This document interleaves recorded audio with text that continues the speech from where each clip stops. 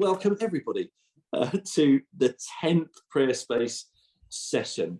We've had 10 of these this year, and it's been absolutely brilliant to talk to all sorts of people all over the UK and in other nations too as well, all about how we can run better prayer spaces. That's the purpose of these sessions, to try and figure out how we can all run the very best possible prayer spaces, especially given the restrictions, the challenges, the kind of, can we go into a school, can we not go into a school, do we do things online, can we deliver things to school, can we host something outside in a school?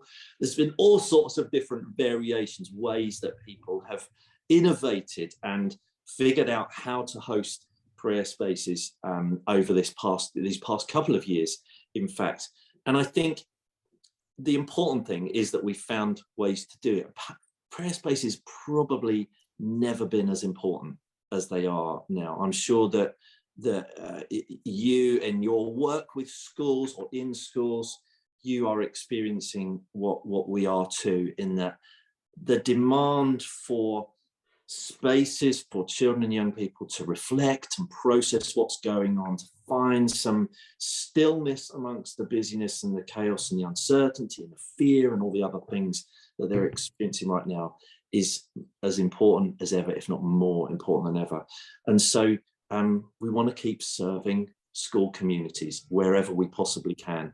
And the best way to do that is to learn from one another, which are what these sessions are all about. So tonight, the theme is Advent. As you know, we're right at the beginning of Advent, and we are going to do 3 little interviews. One with Ken McCabe, who's a chaplain just outside Liverpool in a high school there.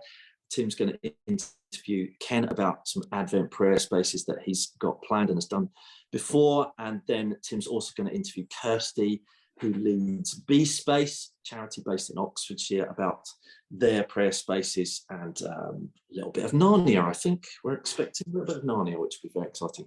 And then I'm really pleased we've got Silvana and Ruben from Malta with us as well, and I'm going to ask them a few questions about the Advent calendar themed prayer space stuff that they are doing, that they've just started as well. After that, lots of pre-warning. After that, Laura is going to push us into some breakout rooms in the kindest possible way. I'm really aware that some people love breakout rooms, some people it's like hell on earth, worst possible thing you can imagine. All I can say is please join in. Our experience of the breakout rooms over these last few months is actually, they've been really encouraging. It's been a great opportunity to swap stories, swap ideas, even make some new friends. Who knows, you might make a friend for life this evening. What a surprise and a delight that would be. So we're going to go into some breakout rooms, and really just to swap ideas and activities, perhaps plans for Advent, so that we can make the most of our learning together. So that's what we're going to do over this next 55 minutes. We will finish bang on time at 8:30, and go and do whatever else we've got to do, get some mulled wine, something like that. So I think that's everything that I need to say. Yes, Laura's going to make sure that we're all muted if we're not being spotted, just because that avoids dogs barking, doors slamming, TV, or whatever else is going on in the background, so that we can properly hear one another. So Laura will try and keep an eye on that. But if you can remember as well, if you spot your microphone is on, try and flick that off. That would be fantastic. Great, I think that's everything. I'm gonna pray for us and then hand over to him, I think, if that's okay. Brilliant. Let's just pause and be still for a moment.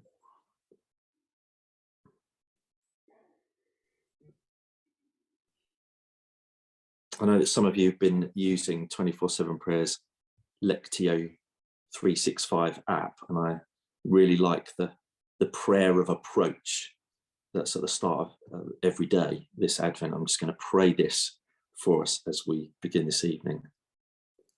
Lord, in this busy season, please help us to be still. We're opening our ears to hear you, quietly preparing our hearts and our homes for the wonder of your coming this Christmas. Amen. Tim, over to you. Right. Well, good evening, everyone.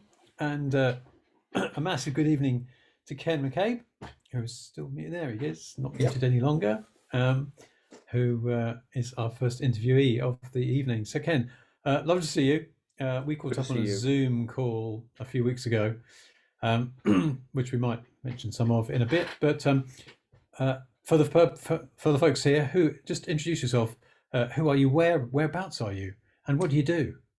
So I'm Ken, and I am based in Mary Court Catholic High School, just on the outskirts of Liverpool, in a place called Maghull, and I'm the chaplain there. I've been in the school for this is my 8th year. I've been chaplain there for about 5 of those years at the moment. So that's where I am. Right. What does chaplaincy look like for you in the school? Oh, well, it's especially over the last 2 years, it's been quite busy, and that's really, it's been a mixture of virtual online stuff to kind of being there in person with people. So obviously there's the normal services that would happen in the school, the collective worship that has to be done. But very much in the last number of years, it's been that kind of sort of virtual presence, communicating sort of over email, it's communicating via like Zoom or whatever that may be. And at the moment, it's just being there for the students as they to come to terms with what has been and the uncertain future, really. What have you noticed about your students over this last crazy year and a half or so? Where are they at now? What are you noticing as they, I think hardly back to normality, but yeah, I mean, I think they're struggling quite a bit with trying to get back to normality. They're struggling with going from online learning and virtual learning back into the classroom again, and I find that's in some ways they've nearly forgotten sometimes how to communicate, and that's causing troubles, difficulties for them as well. And I think we're seeing certain rise in anxiety and concern. And obviously, we're dealing quite a bit with bereavement at the moment, people who've lost loved ones, and so that's something that's coming up again and again for us, really.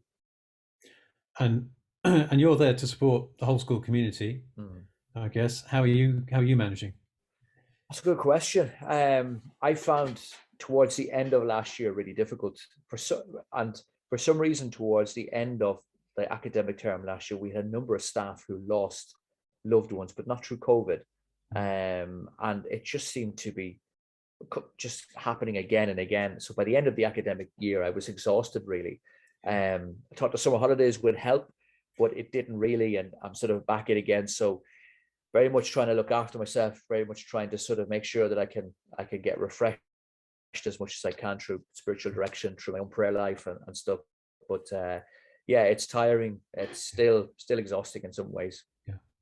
Thank you for being with us this evening. Now, you've done, as part of your chaplaincy role, you've run some prayer spaces. What's been your sort of a potted history of the prayer spaces that you've run?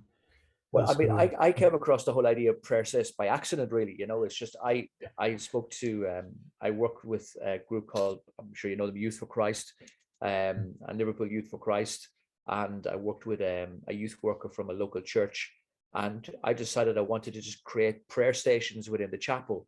And we did that Lent. It was about 3 years ago, and it just was incredible how it all worked out. I'd heard about it happening a lot in primary school, but not in secondary school. So it was a real test. And then I heard the term prayer space, and then I heard about Prayer Space UK, and then I began to realize, oh, this is going on quite a bit here. I'm not the maverick I thought I was. So what is it? So basically that Lenten prayer space a number of years ago was massive, really, and it made me sort of realize that I want to do this again, and this is something that the students really, really connect with. They love it, And so now you've got an Advent prayer space coming up, haven't you? That's not necessarily much happening. Of a secret. And happening. Yeah. So it's actually happening at the moment. So what how long is it going to be run? What form does it take? So basically, it's running the whole of Advent until the very last week of Mm. the autumn term, and I have the chapel set up with all different prayer stations. I've got some photos I'll show you in a bit, and what's happening is that I've asked the RE teachers to book their classes into the chapel. So I've created a rota which I put on our staff drive. Teachers just simply book their classes into that. And I just look at my rota for tomorrow, for example. I see I have 3 or 4 classes in there, and the teachers bring their students in and experience it really. Yeah. So what have you got in your chapel? So this is my chapel, and this is kind of, I'm very lucky to have this space. You know, so it's big, and I went to town on fairy lights and all kind of stuff because you know they love that. Yeah. And you see there's quite a few chairs here, and this is simply because I have far too many chairs in the chapel. But when it comes to a prayer space, it works brilliantly because I can section off the different prayer stations using the chairs, which help them to sit down and stuff like that. So this is broadly what the chapel looks like here. So if I'll just show you what we got here. So in one corner of the room, I've got something called the tent of meeting, which is very much based on the Old Testament principle, where basically I've created a tent from cloths and sheets and bed covers, and inside it's lights and candles, and it's an opportunity for the young people to spend time on their own in there. So they're specifically told you can't go in there with anybody else, even though they try to. You can't go in with anybody else. And there's a couple of sort of action Bibles in there, but there's also a letter, and it's like that, you know, the idea of the letter from God. So it's put in, I think it's from the Message translation. It's very easily to read, but it's kind of a letter just telling them how much God loves them, really. And they spend time in there on their own, and they come out, and the teacher always stands at the back, make sure they do it properly and stuff. Some students are afraid to go in. They're just scared to go in. They don't want to go in on their own and stuff like that. And then, but most do go in, and you know, and they'll respond their typical. One student said that was heavy, so that was meant that was good, you know. Fabulous, so that's what we have in one corner there. What I have at the top on the altar is I've got, if you can see here, there are pictures underneath sort of perspex frames, and this is about praying for our world and the situation that we have in our world today. So the students come up, they look at the images, they try to think what is going on there, what's happening, and they take a candle and they light it and they pray for that situation. So you look at it like this. So you're going to see different images here of different things. So for example, you know, I've got something on the top left-hand corner there. It's human trafficking. On the right, obviously, Liverpool had that situation some time ago with the bomb outside the women's hospital.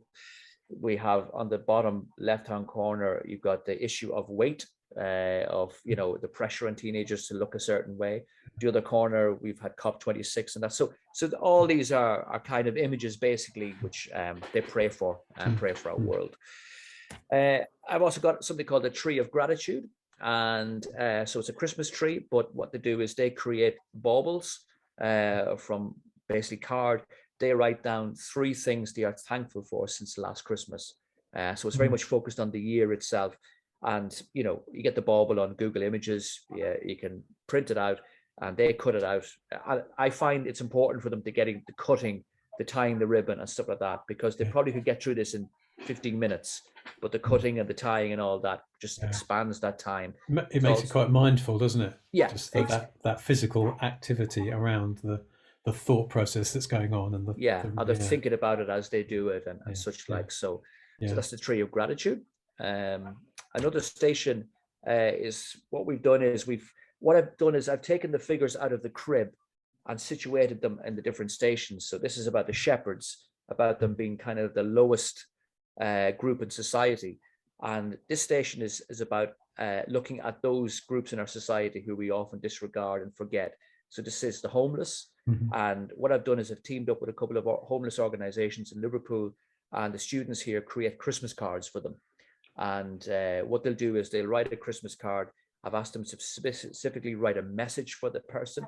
And then what they'll write is inside the card is for, or they'll say to, leave a space. And then at the end, they'll have their message and say from, their first name, their school. And then what the homeless organization will do was will get the card, and they'll know the name of the person, write the person's name in, and give it to the person, so they know their card is going to a homeless person at Christmas. Great. You know. Yeah. Next one is this one. I love this one. This is putting the Christ back in Christmas. So you see baby Jesus covered in tinsel, in Sky Sports advertisements, iPhone advertisements. There's popcorn bags, empty Sprite cans. I've not finished the bottle of wine yet. That empty bottle will go in there. And it's literally the whole thing about we lose Christ at Christmas. He's buried under all this stuff.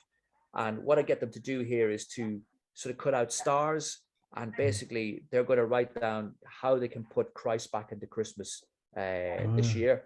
And the idea is that at the end of the academic year, basically this will be covered in stars with prayers. So the prayers will cover over all the rubbish, really. So that's another station there as well. So that's the girls there writing and cutting out and stuff like that. This one is they focus on the journey of the wise men.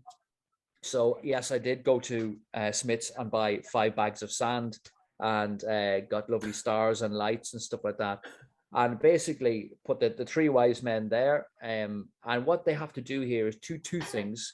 One is they get pictures of rocks, and they have to cut out the rocks, and in the rocks they put what has been difficult for them in their life, difficult moments in their life that they remember they've struggled, difficulties with. And then they also cut out little gift boxes, and then they write down the people who brought them through that difficult time. So they're praying to God, giving thanks for the people who helped them, but also remember with God the difficulties. And it looks a bit like this eventually. You see the rocks, which is the green, you see the gifts, which is the yellow, and they'll be dotted all around the desert, if you like, in that sense, you know. It's a statue of the Virgin Mary, and this focuses on Mary herself. This focuses on the fact that she had hopes and dreams and ambitions. And next thing, Gabriel comes along and just totally blasts it out of the stratosphere. And what the students do here is they create a chain of their hopes and dreams, focusing on that piece of scripture that nothing is impossible.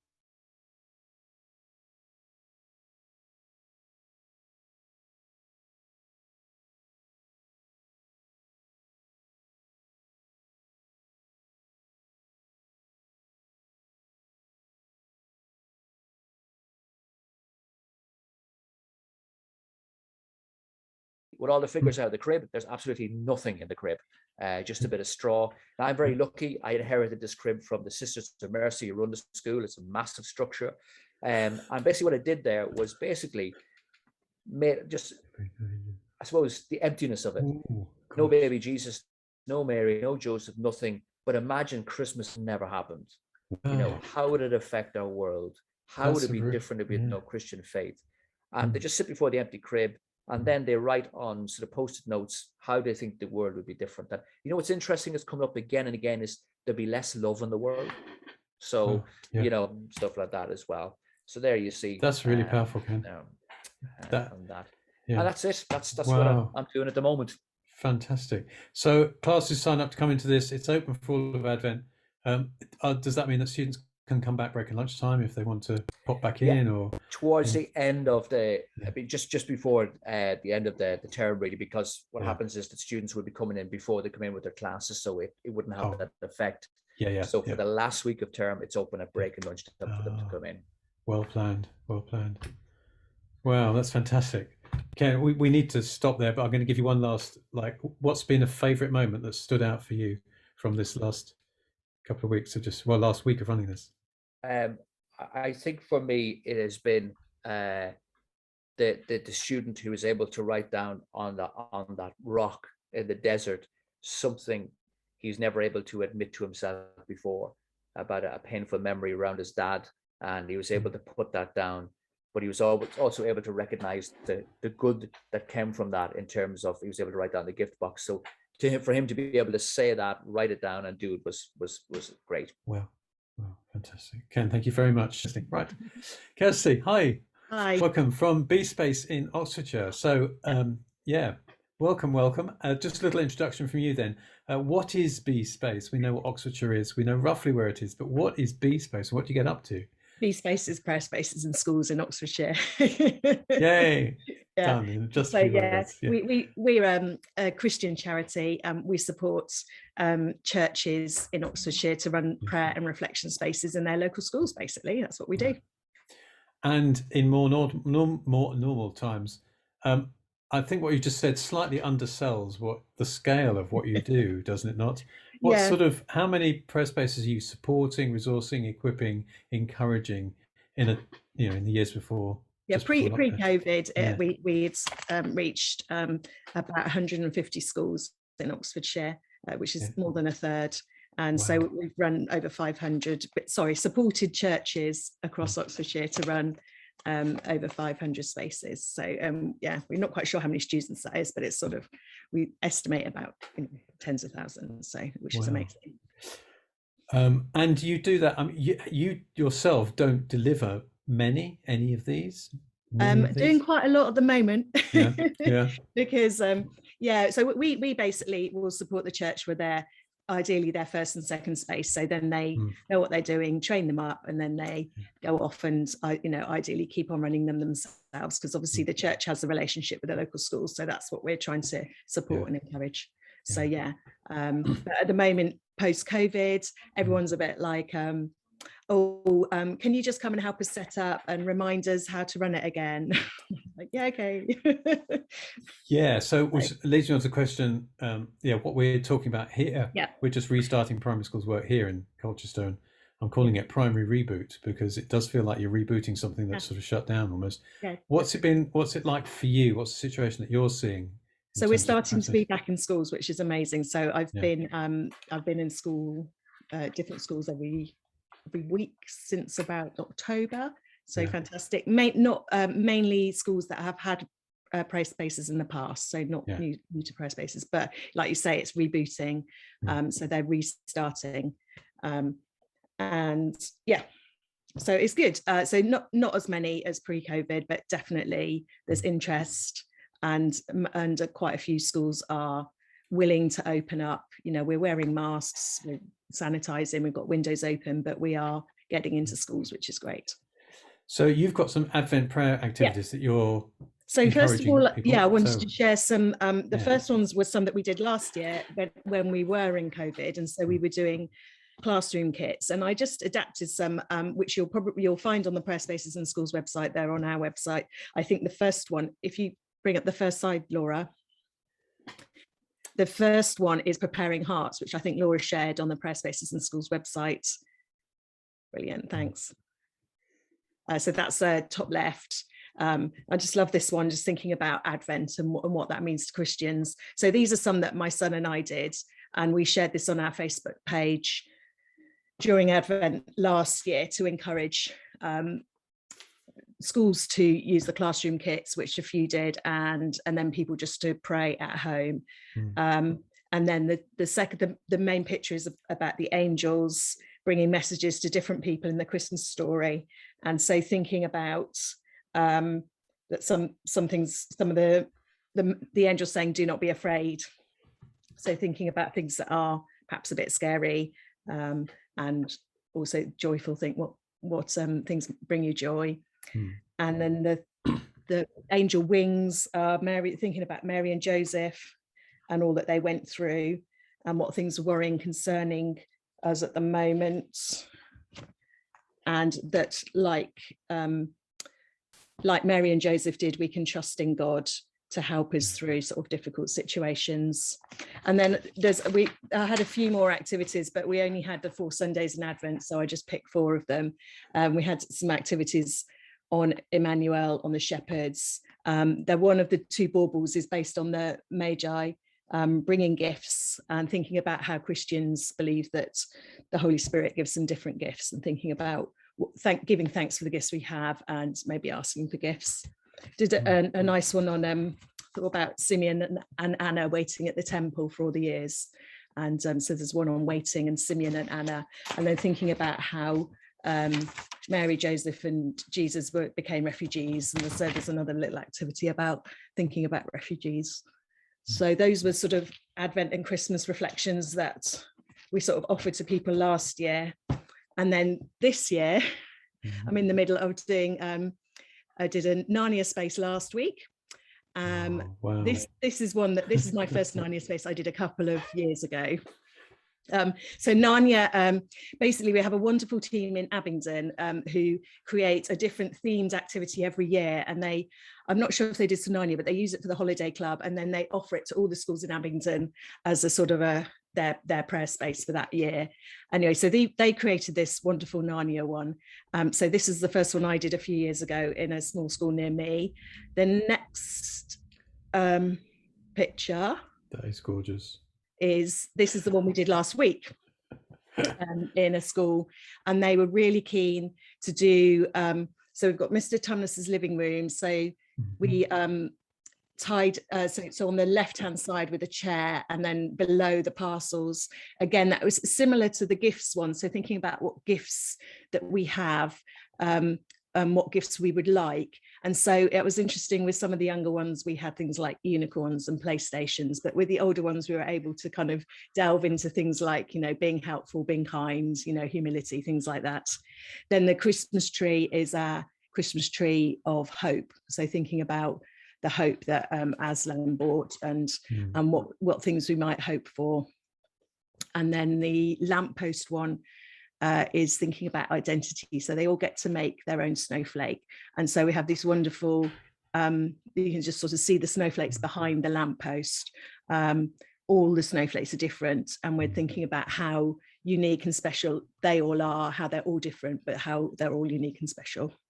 Oh, those are gorgeous. And there's a lot, there are other activities as well based on like the stone table and Aslan, and also there's lots of options. These are just the ones that they chose for this week.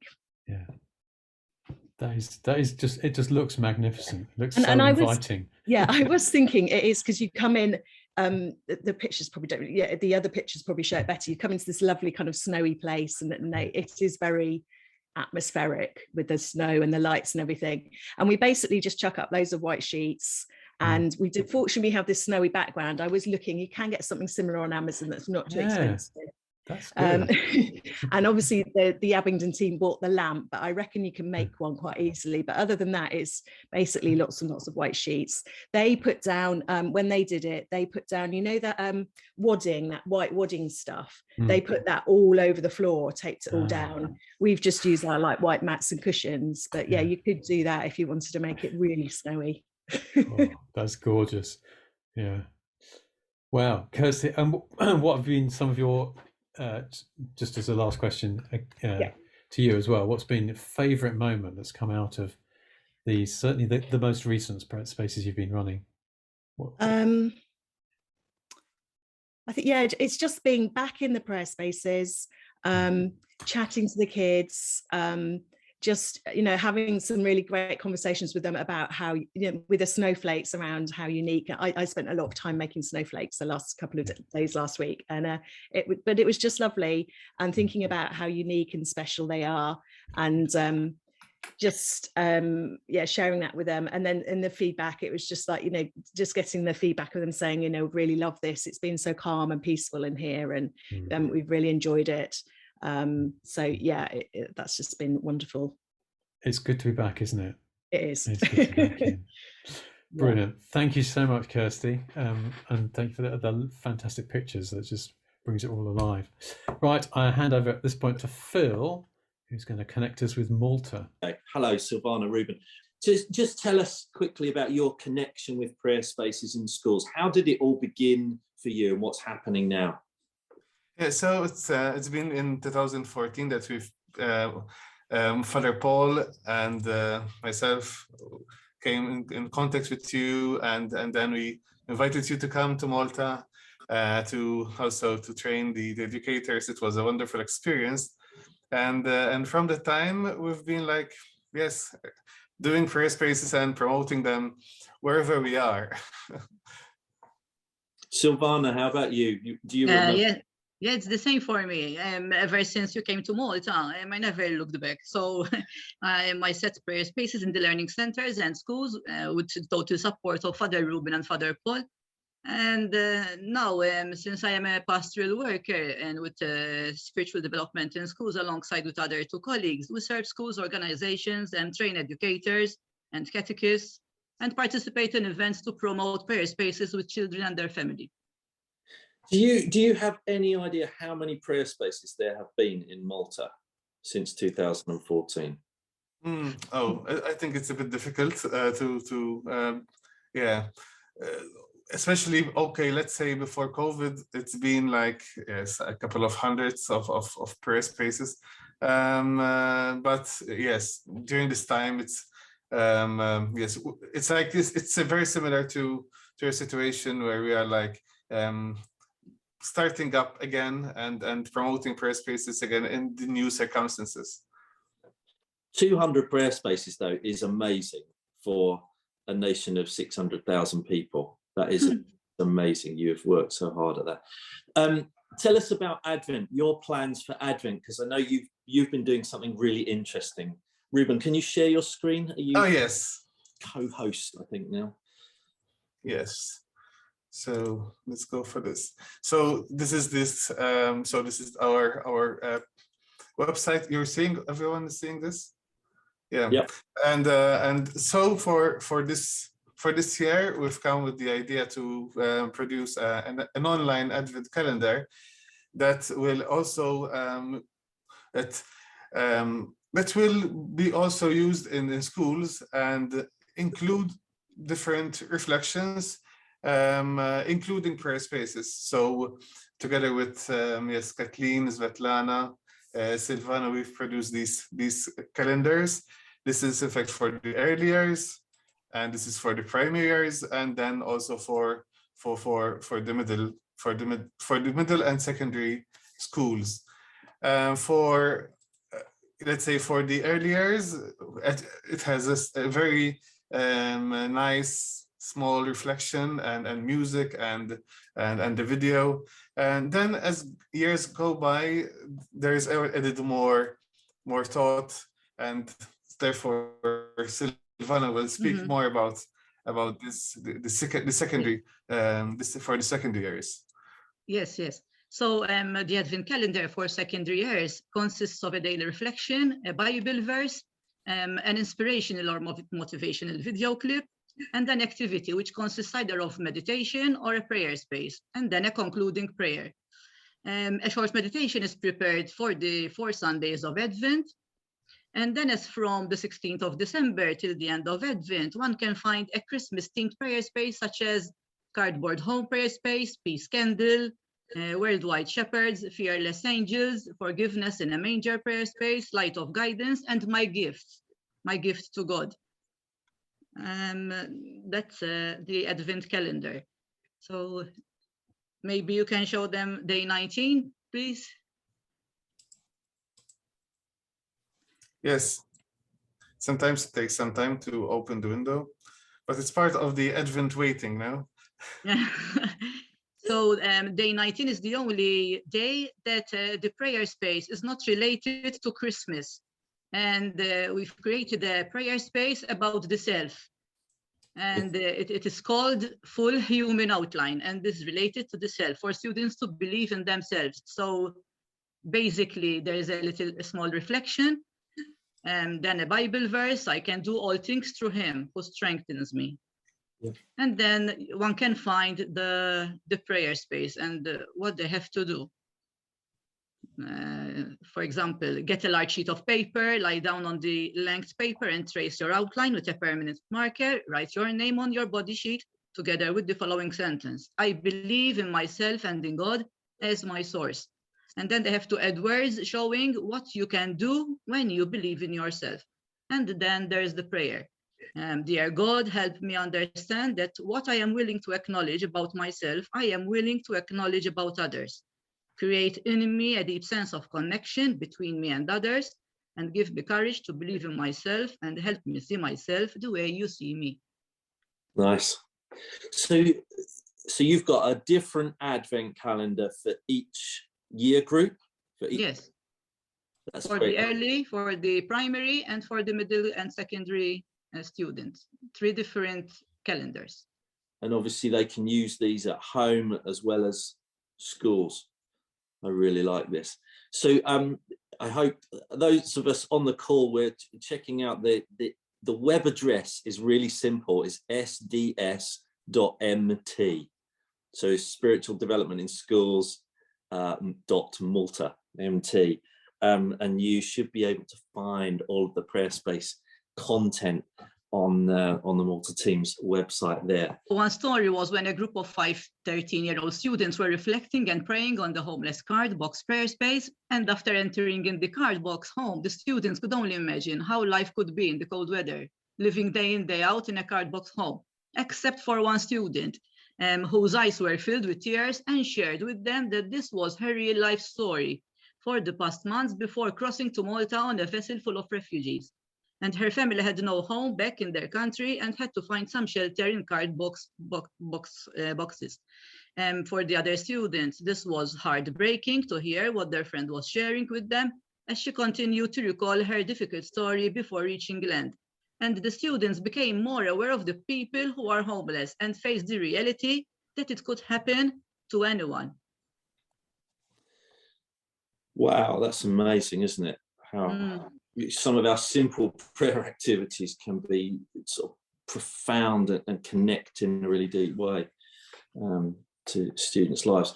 Thank you, Silvana and Ruben. It's been brilliant. Thank you for sharing. And yes, we will share the web addresses. Laura is going to put out an email to everyone who's participated with the B-Space links, the Malta website links, and some other stuff as well. Right.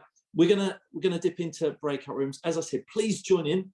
We're gonna have probably 8 minutes. Laura, I don't know if you can just sort of reduce it down to 8 minutes so we don't run out of time completely. Let's just quickly introduce ourselves, and then let's just swap any ideas that you are using or you know about for Advent-themed activities, prayer spaces, or just other stuff that you're doing over Advent that would be good to share. Really hope those conversations were useful and you've come up with some good ideas. I'm just going to pick on a few people to give us a little bit of a taster. Kirsty, B-Space Kirsty, tell us a bit about your group. Were you in a group for a start? I was, yes. And quickly tell us what the conversation went around. Well, we talked actually about training. And how we did training. What else did we talk about? I tried not to talk too much, but I probably did. And we talked about the difference between secondary and primary spaces, and what. So we had Carly, who's sort of new to the spaces, and she was sort of asking us questions, and we were trying to answer as best we can in terms of what we'd done and our experience, and the sort of differences between running a space for like your key stage 1 and your key stage 3. Yeah. And because I think the rest of us had experience of running spaces in lots of different types of schools, which was cool. Very good. Sounds very productive conversation. Hayley, I'm going to pick on you with your bookshelves, which are more impressive than mine. How was your conversation? What did you talk about? So I only heard about prayer spaces by watching the 24/7 gathering a few weeks ago. Wow. And thought I'll try one for Advent and just see how it goes. But I work in a multicultural school in the middle of Birmingham, and so wondered how this would work with lots of different faiths. And got so many great ideas from the 3 ladies who were with me. So, yeah. Fantastic. Very happy. Please pop us an email because I'm sure we can throw some more ideas your way as well. We've done some prayer spaces in 97% Muslim schools before, so yeah, it works. So it's great, really, really great. I heard a rumor that Emma Thompson was in one of the groups. Is that right? I can't see her on my screen anymore, but Emma? Yeah, hello, I'm here. How was your group? Freezing. A nice dressing gown you've got there. Yeah. How was your group? What did you talk about? Well, it was just me and a lovely guy called John, who is from the Norfolk area. So we just had a nice wee chat. He's got a wee prayer space coming up in December for a day, and then another one in a different school for a week in February. So it was nice just to have a wee chat around what does it mean to build team and just get to know each other. So no big revelations, but just good to connect. And I said about maybe connecting him with a few other people locally, so it's exciting. He's got some good things ahead, I think. Excellent, Thank you, Emma. Glad to see you're snugly and warm there.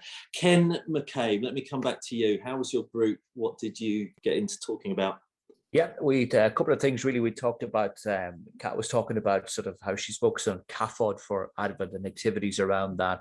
And I was really keen to hear about how students are leading that and get involved and help out with that, you know. And it just got me thinking about maybe the idea of students leading prayer spaces in schools, which is something. And also Tricia was talking about, one of the things we talked about there was the amount of time and effort that goes into creating the space in the first place. Yeah. And the amount of time it takes to run it as well. You know, so we're just talking about the struggles around trying to fit everything in, really. So that was our conversation. Very interesting. I had a Zoom call, hour and a half Zoom call with someone in Canada last week, and because of the sort of separation church and state thing similar to America, they are looking at how to train and encourage Christian students to run prayer spaces in the schools. That's the way they see this really working in Canada. Interestingly, student-run alpha courses in schools in Canada are quite common, in fact, in a lot of schools across Canada, because it's student-run. And so we're looking at the possibility of students running prayer spaces there, which is exciting. In fact, the very first prayer space in Germany was run by a 14-year-old student. And it's really taken off there as well. Howard, can I come to you? What was your group like, and what did you talk about? Well, we were as beginners, there was some frustration because of the authorities not allowing people in to the, advising the schools not to allow people in and so forth. So we sort of holding our breath and getting ready for when it becomes possible. Yeah. And then Silvana,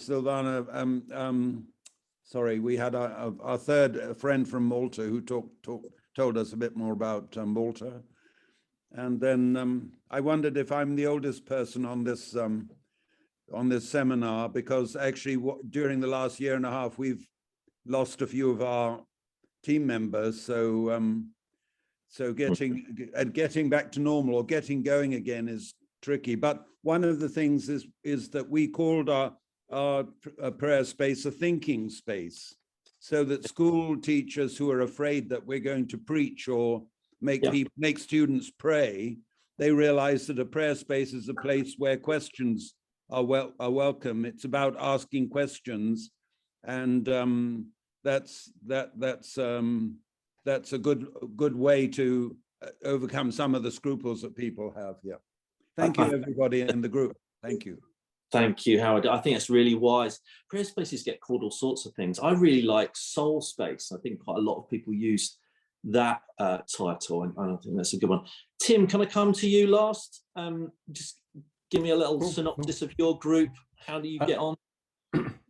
Yes, we several people just starting out, and I talked to Jo from Maidenhead about she's got a chapel and she's a chaplain, and her school hasn't done a prayer space yet. Just talked about making small starts. So start small. Don't feel you have to suddenly fill a room with 10 activities and 4 people and last for a whole week and exhaust yourself. There might be one simple thing that you can do that could just kind of blow open the whole idea about how prayer spaces work for your school.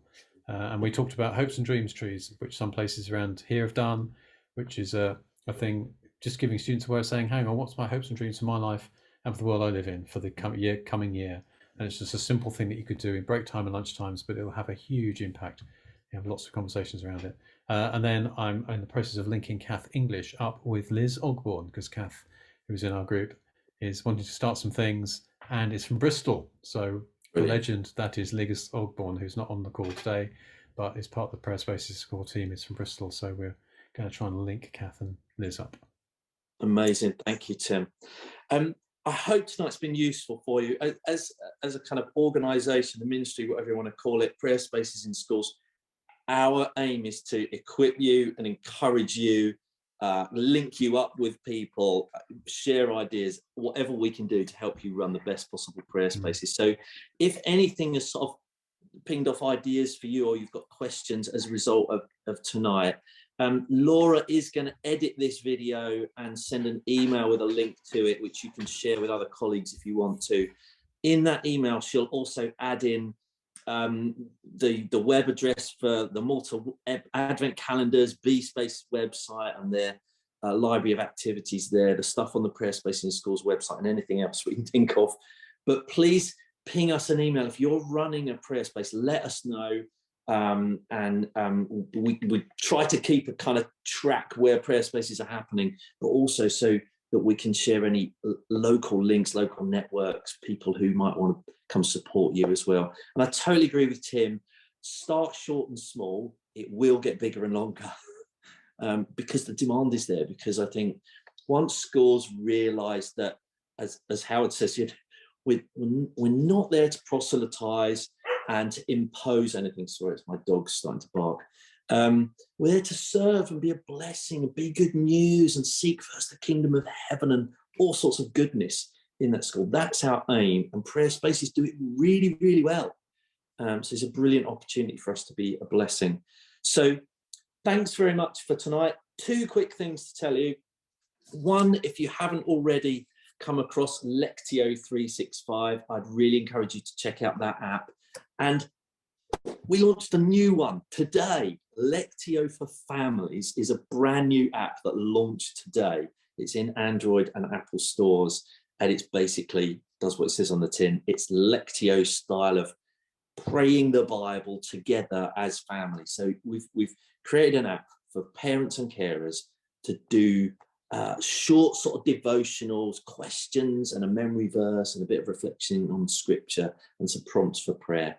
And that's just launched today. The other thing I want to tell you about is this little book that a friend of mine called Brian Heasley has just written called Be Still, a simple guide to quiet times. It's really super simple little book. If you want a Christmas present for someone, I'd really recommend this little book. So I think that's it. Oh, I obviously told a lie. It's 8:31. Sorry. We're going to stop right now. So let's pop us back to gallery view, Laura. And then what I suggest we do to finish this off so that we don't have this slow dribble is we all unmute and we all say Happy Christmas to one another, all at the same time. And then Laura, give us a sort of count of 3 and then switch off the Zoom room so that we can all say goodbye at the same time. Is that all right? So everyone unmute. Everyone's unmuted. So I'm going to count down 1, 2, 3. We'll do Happy Christmas. And then Laura, you can turn us off already. So 1, 2, 3. Happy Christmas. Christmas. Happy Christmas.